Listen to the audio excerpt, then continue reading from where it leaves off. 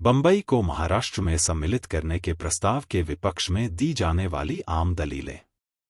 46। अब मैं उन दलीलों का विवेचन करूंगा जिन पर प्रो दांतवाला और प्रो घीवाला जोर देते रहे हैं। उनके तर्क वितर्क तो भाषावार प्रांतों के निर्माण के सिद्धांत के मूल पर ही कुठाराघात करने वाले हैं। इसी वजह से मुझे इस ज्ञापन के भाग 1 में ही उन पर विचार करना चाहिए था, पर चूंकि उनके तकों का लक्ष्य बंबई को महाराष्ट्र में सम्मिलितन करने देना है, इसलिए मैंने भी यह उचित समझा कि ज्ञापन के इसी भाग में उन पर विचार किया जाए। 47। दोनों प्रो के तर्कों का सार यह है कि भाषावार प्रांतों का गठन ठीक नहीं है। भाषावार प्रांतों के गठन के खिलाफ यह जो आवाज उठी है, उसे उठाने में बहुत देर कर दी गई। दोनों प्रोफेसर कब से इसके खिलाफ हैं, यह पता नहीं चल पाया है। क्या वे भाषा के आधार पर गुजरात के पुनर्गठन के भी विरुद्ध हैं, इसे जो उन्होंने स्पष्ट नहीं किया है। कहीं ऐसा तो नहीं कि भाषावार प्रांतों के गठन के सिद्धांत को तो वे मान्यता देते हैं, किंतु जब उन्होंने देखा कि इसे मान लेने पर बंबई से हाथ धोना पड़ सकता है, क्योंकि इस सिद्धांत के आधार पर ही तो बंबई महाराष्ट्र में लिया जाएगा, तो अचानक वे बौखला उठे और इसका विरोध करने लगे। शायद यह एक ऐसा मामला है जिसमें कोई व्यक्ति अपने उद्देश्य की पूर्ति के लिए अपने तर्कों को उपयुक्त न पाकर किसी ऐसे तर्क का सहारा लेने को बाध्य हो जाता है जो उसी बात को अधिक सही तौर पर प्रमाणित कर देता है जिसे वह छोड़ना चाहता था। फिर भी मैं यहां उनके तर्क के सार का परीक्षण करने को तैयार हूं। 48। प्रो दांतवाला ने भाषावार प्रांतों के निर्माण के खिलाफ अपने मत की पुष्टि के लिए लॉर्ड एक्टन का सहारा लेते हुए उनकी प्रसिद्ध पुस्तक the history of freedom and other essays में संकलित एसेज ऑन नेशनैलिटी से निम्नलिखित उद्धरण दिया है। जिस तरह समाज लोगों से मिलकर बनता है, उसी तरह सभ्य जीवन की यह आवश्यक शर्त है कि एक राज्य में विभिन्न राष्ट्र मिलकर एक हो जाएं। 49। खेद है कि उपर्युक्त उद्धरण लॉर्ड एक्टन की छवि को पूरी तरह गलत ढंग से प्रस्तुत करता है। इस उद्धरण में एक पूरे अनुच्छेद की कुछ आरंभिक पंक्तियां ही दी गई हैं। पूरा अनुच्छेद यह है, जिस तरह समाज लोगों से मिलकर बनता है, उसी तरह सभ्य जीवन की यह एक आवश्यक शर्त है कि एक राज्य में विभिन्न राज्य मिलकर एक हो जाएं। हीन प्रजातियां राजनीतिक संघ के रूप में बौद्धिक स्तर पर श्रेष्ठ प्रजातियों के साथ रहते हुए अपना विकास करती हैं। लुप्त होते और क्षीण होते राष्ट्रों में नवीन और जीवंत राष्ट्रों का स्पर्श पाकर नए जीवन का संचार होने लगता है। जिन राष्ट्रों में या तो निरंकुशता के मर्यादाहीन प्रभाव के कारण या लोकतंत्र के विघटनकारी तत्वों के कारण संगठन शक्ति और शासन की क्षमता लुप्त हो जाती है, जब वे किसी सबल और विकृत प्रजाति के अनुशासन के तले आ जाते हैं, तो उनमें वे शक्तियां पुनः जाग उठती हैं। केवल एक शासन के अधीन रहकर ही यह उर्वरक और संजीवनी प्रक्रिया फलित होती है। राज्य के कड़ाह में ही पककर यह अवलेह तैयार होता है, जिसका सेवन कर कोई राष्ट्र शक्तिशाली और ज्ञानवान हो जाता है, और तब वह उन्हें मानवता के किसी अन्य अंश में संचारित कर सकता है। 50। यह समझ पाना मुश्किल है कि प्रो दांतवाला ने उस अनुच्छेद के शेष अंश को उद्धत क्यों नहीं किया। मैं यह नहीं मानता कि सत्य को छिपाने और झूठ की फसल उगाने के लिए ऐसा कदम जानबूझकर उठाया गया है। तथ्य तो यह है कि इस आंशिक उद्धरण से लॉर्ड एक्टन का कथन सही रूप में प्रस्तुत नहीं हो सकता है। मैं यह समझने में अक्षम हूं कि प्रो दांतवाला ने इसे उद्धत क्यों किया। बिल्कुल साफ बात है कि यदि हीन प्रजातियों को श्रेष्ठ प्रजातियों के साथ मिला दिया जाए, तो हीन प्रजातियों में परिष्कार हो सकता है। किंतु प्रश्न तो यह है कि किसे हीन माना जाए और किस श्रेष्ठ। क्या गुजराती महाराष्ट्रवासियों से हीन है, या महाराष्ट्रवासी गुजरातियों से हीन है? दूसरी बात यह है कि गुजरातियों और महाराष्ट्रवासियों के बीच संसर्ग की वह कड़ी कौन सी है जो दोनों का एकाकार कर सके। प्रो दांतवाला ने शायद इस प्रश्न पर विचार नहीं किया है। उन्होंने तो लॉर्ड एक्टन के निबंध में 1-2 वाक्य देखे और बस झपट पड़े उस अंश पर। हो सकता है इसका कारण यह रहा हो कि उनके तर्क की पुष्टि के लिए और कोई सामग्री उपलब्ध थी ही नहीं। बात तो बस इतनी भर है कि इस अनुच्छेद में ऐसी कोई बात नहीं कही गई है जो भाषावार प्रांतों के गठन के सिद्धांत से मेल खाती हो। 51 प्रो दांतवाला की दलीलों के बारे में बस इतना कहना पर्याप्त होगा। अब मैं प्रो घीवाला द्वारा प्रतिपादित विचारों का परीक्षण करूंगा। प्रो घीवाला ने भी अपने अभिमत की पुष्टि के लिए लॉर्ड एक्टन के कथन का सहारा लिया है। उन्होंने भी उपर्युक्त लेख का ही उद्धरण दिया है। उद्धरण वाला अनुच्छेद इस प्रकार है: राष्ट्रीयता के अधिकारों का सबसे बड़ा शत्रु राष्ट्रीयता का आधुनिक सिद्धांत ही है। सैद्धांतिक स्तर पर राज्य और राष्ट्र दोनों को समानुरूपी मान लेने के व्यावहारिक स्तर पर उस राज्य की सीमाओं में पाई जाने वाली अन्य सभी राष्ट्रिकताओं के स्तर को अधीनस्थ स्तर पर ला दिया जाता है। यह सिद्धांत अन्य राष्ट्रीयताओं को शासक राष्ट्र, जो स्वयं राज्य बन जाता है, की बराबरी का दर्जा नहीं देता, क्योंकि बराबरी का दर्जा देने पर तो वह राज्य फिर एक राष्ट्र नहीं रह पाएगा और तब एक राज्य एक राष्ट्र के सिद्धांत में विरोधाभास नजर आने लगेगा।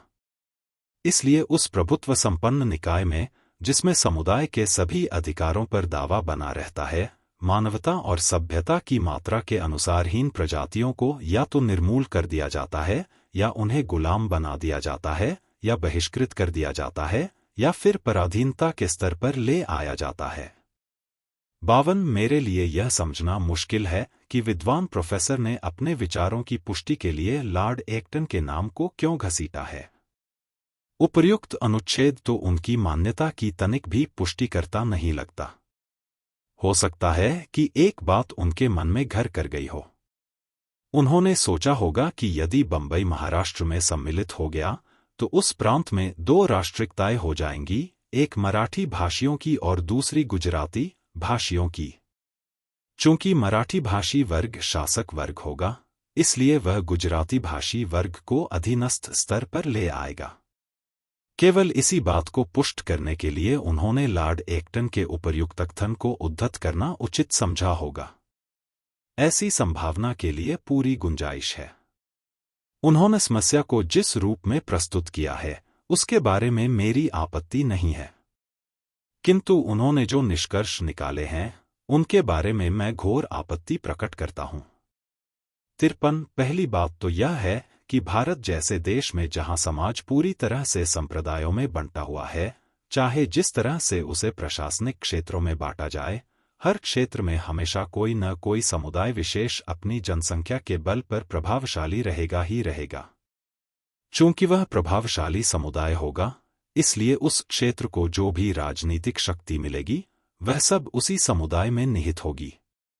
यदि बंबई सहित एकीकृत महाराष्ट्र प्रांत में मराठी भाषी समुदाय गुजराती भाषी लोगों की तुलना में प्रभावशाली हो जाता है, तो क्या ऐसी संभावना को केवल महाराष्ट्र तक ही सीमित किया जा सकता है?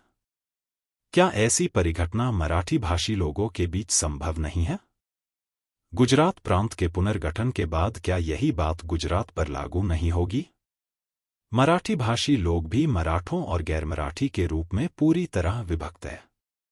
चूंकि मराठा वर्ग प्रभावशाली है, इसलिए मुझे पूरा विश्वास है कि वह वर्ग गुजराती भाषियों और गैर मराठा दोनों को ही अधीनस्थ श्रेणी पर ले आएगा। इसी तरह गुजरात के कुछ हिस्सों में अनाविल ब्राह्मण वर्ग प्रभावशाली है, तो कुछ अन्य क्षेत्रों में पाटीदार वर्ग। पूरी संभावना है कि अनाविल ब्राह्मण वर्ग और पाटीदार वर्ग दोनों ही अन्य समुदायों को अपने अपने क्षेत्रों में पछाड़ देंगे। इसलिए कहा जा सकता है कि यह समस्या केवल महाराष्ट्र की समस्या नहीं है, यह तो एक आम समस्या अर्थात अखिल भारतीय समस्या है। 54 इस समस्या का समाधान क्या है? प्रो घीवाला की मान्यता है कि यदि मिश्रित राज्य बना दिए जाएं तो समस्या हल हो सकती है। यह हल प्रो घीवाला के मस्तिष्क की उपज नहीं है।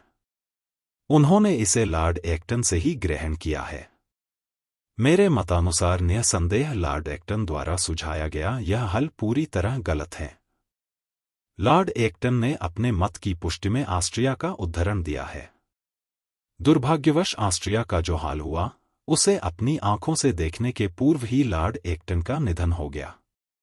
ऑस्ट्रिया एक मिश्रित राज्य था। मिश्रित राज्य होने की वजह से लॉर्ड एक्टन के मतानुसार इसमें सभी राष्ट्रिकताएं सुरक्षित रहनी चाहिए थी। पर सुरक्षित रहने के स्थान पर उन सभी में फूट पड़ गई और परस्पर संघर्ष होने लगा। परिणाम जो हुआ वह सबके सामने है। ऑस्ट्रिया खंड खंड होकर बिखर गया। वास्तविक हल मिश्रित राज्य में निहित नहीं है। वह तो निहित है निरपेक्ष राज्य में, जिसमें जनता के हाथ में सत्ता नहीं होती। जनता के नाम पर सत्ता का खेल चलता रहता है। क्या प्रो घीवाला इस हल को अपनाने के लिए तैयार हैं? उनका क्या उत्तर होगा, इसे बताने की आवश्यकता नहीं है। 55 दूसरी बात यह है कि प्रो घीवाला ने राष्ट्रिकता की परिभाषा को उलझा दिया है। एक ओर वे इस शब्द का प्रयोग सामाजिक अर्थ में करते हैं, दूसरी ओर इसी को वे विधिक और राजनीतिक अर्थों में भी स्वीकार करते हैं। भाषावार प्रांतों के प्रसंग में भी लोग राष्ट्रिकता का नाम बार बार दोहराते हैं। तब इस शब्द का प्रयोग केवल गैरविधिक और गैर राजनीतिक अर्थों में होता है। मेरी योजना में किसी पृथक प्रांतीय राष्ट्रिकता के विकास के लिए गुंजाइश नहीं है। जब कभी अंकुरित होने के लक्षण नजर आएं, तो उसे नोच डालने में कोई दोष नहीं होगा। भाषावार प्रांतों की चर्चा करते समय सामान्यतः यह सुझाव दिया जाता है कि प्रांतों की भाषाओं को वहां की राजभाषाएं बनाया जाए। यदि यह प्रस्ताव मान भी लिया जाता है, तो भी उन प्रांतों के साथ प्रभुत्व संपन्नता का वह विशेषण चस्पा नहीं किया जा सकता जो स्वतंत्र राष्ट्रों के साथ जुड़ा होता है। 56 वास्तव में प्रो घीवाला क्या चाहते हैं, इसे समझना मुश्किल है। मोटे तौर पर वे दो बातें चाहते हैं। एक, मिश्रित राज्य बनाए जाएं। दो, वे यह भी चाहते हैं कि प्रभावशाली वर्ग इस स्थिति में न पहुंच पाए कि वह अन्य छोटे छोटे वर्गों को अधीनता की श्रेणी में ले आए। इस लक्ष्य को प्राप्त करने में भाषावार प्रांतों का गठन किस प्रकार आड़े आ सकता है, इसे मैं नहीं समझ पाया हूं। क्योंकि भाषाओं के आधार पर प्रांतों का गठन हो जाने के बाद भी सभी प्रांतों में विभिन्न समुदायों का घालमेल बना रहेगा। यही तो मिश्रित राज्य होगा जिसकी मांगे प्रो घीवाला कर रहे हैं। यदि प्रो घीवाला की यह मंशा है कि एक निश्चित संकल्पना वाला मिश्रित राज्य बने जो छोटे छोटे समुदायों या राष्ट्रिकताओं की रक्षा कर सके, तो ऐसी संभावना भी है। ऐसा राज्य उन्हें निश्चय ही केंद्र स्तर पर मिलेगा। मैं पहले ही कह चुका हूं कि मिश्रित राज्य न तो अच्छा राज्य होगा और न ही स्थायी राज्य। फिर भी यदि प्रो घीवाला को यह पसंद है, तो वह किसी न किसी रूप में उनको मिल ही जाएगा, प्रांतों के स्तर पर भी और केंद्र के स्तर पर भी। प्रांतों में उसका स्वरूप विभिन्न समुदायों के रूप में होगा और केंद्र में विभिन्न प्रांतों के प्रतिनिधियों के रूप में। 57 उनके दूसरे लक्ष्य के बारे में कहूं तो कह सकता हूं कि दूसरी सुरक्षा उपलब्ध होगी।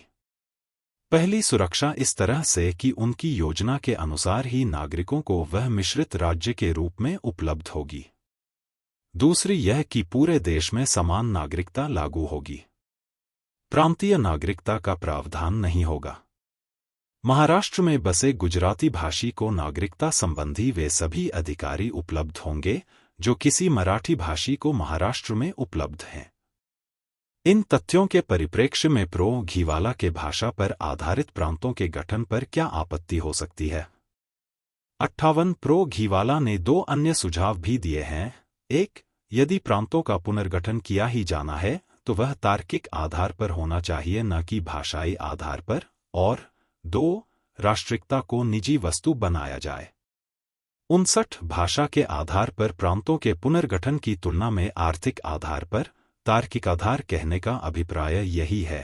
प्रांतों के पुनर्गठन की बात करना ऊपरी तौर पर अधिक वैज्ञानिक लगता है, पर मेरे मतानुसार भाषावार प्रांतों का पुनर्गठन अवैज्ञानिक माने जाने के बावजूद भारत के आर्थिक संसाधनों के तार्किक उपयोग के मार्ग में कैसे बाधक होगा, यह स्पष्ट नहीं किया गया है। प्रांतीय सीमाएं होती हैं।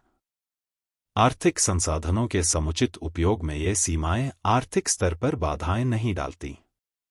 यदि स्थिति यह होती कि भाषावार प्रांतों के निर्माण की योजना शरारत भरी अर्थात हानिकारक है, किंतु ऐसी स्थिति तो है नहीं जब तक भाषावार प्रांतों को इस बात की इजाजत नहीं दी जाती कि वे उस प्रांत में पाए जाने वाले संसाधनों का किसी भी सक्षम और इच्छुक व्यक्ति, संस्था या निकाय द्वारा दोहन किए जाने पर रोक लगा सकें, तब तक तो भाषावार प्रांत वे सभी लाभ देते रहेंगे जो कोई भी तार्किक दृष्टि से गठित प्रांत दे सकता है।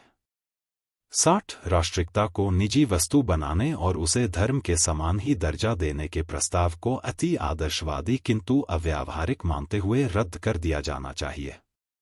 इसे मान लेने पर अनेक प्रकार की प्रशासनिक कठिनाइयां या समस्याएं उभर आने का खतरा है। ऐसा तभी संभव है जब सारा संसार एक हो जाए और मानव मात्र उसके नागरिक बन जाए, वसुधैव कुटुंबकम। ऐसी स्थिति में राष्ट्रिकता स्वतः ही लुप्त हो जाएगी, क्योंकि जब उसकी उपयोगिता रहेगी ही नहीं। 61 अब तक मैंने केवल उन लोगों के अभिमतों पर ही विचार किया है जो बंबई को महाराष्ट्र में मिलाने के पक्षपाती हैं।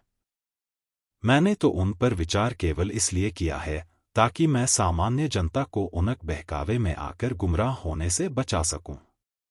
ऐसा होने की पूरी संभावना 2 कारणों से नजर आ रही थी। एक, जिन लोगों ने ये दलीलें दी हैं वे साधारण लोग नहीं हैं, विश्वविद्यालय के प्रोफेसर हैं। 2, जब प्रोफेसर गाडगिल ने बंबई को महाराष्ट्र में सम्मिलित करने का प्रस्ताव रखा, इसके बाद ही ये प्रोफेसर लोग मुखर हुए। दुर्भाग्यवश प्रोफेसर गाडगिल के विरोधियों के तर्कों को काटने के लिए अभी तक कोई व्यक्ति सामने नहीं आया। परिणामस्वरूप यह धारणा बनती जा रही थी कि प्रोफेसर गाडगिल के प्रतिद्वंदियों ने मैदान मार लिया है। इस धारणा को और अधिक पुख्ता न होने देना अत्यंत आवश्यक हो गया था। सिक्के का दूसरा पहलू। 62 ऐसे भी कुछ तर्क हैं जिनकी कल्पना प्रोफेसर गाडगिल के विरोधी नहीं कर सके थे, किंतु जिन्हें इस दावे के पक्ष में कि बंबई का विलय महाराष्ट्र में होना चाहिए न्यायपूर्वक और बलपूर्वक प्रस्तुत किया जा सकता है। हो सकता है कि ये तर्क आयोग को स्वयं ही सूझ जाएं, किंतु मैं इस मामले को भाग्य के भरोसे छोड़ना नहीं चाहता, इसीलिए मैं नीचे इनका भी विवेचन प्रस्तुत कर रहा हूं। हो सकता है कि मेरे इस प्रयास को आयोग वृथा प्रयत्न माने। कलकत्ता और बंबई। 63 बंबई को महाराष्ट्र से विलग करने के मामले पर अपना फैसला देने से पहले आयोग को कलकत्ता की स्थिति पर भी विचार कर लेना होगा। बंबई की तरह कलकत्ता भी भारत के पूरे पूर्वी भाग का मुख्य व्यापार केंद्र है। बंबई में जिस तरह महाराष्ट्रवादी अल्पसंख्यक हैं, ठीक वही स्थिति कलकत्ता में बंगालियों की है। बंबई के महाराष्ट्रवासियों की ही तरह कलकत्ता के बंगालियों का वहां के व्यापार और उद्योगों पर आधिपत्य नहीं है।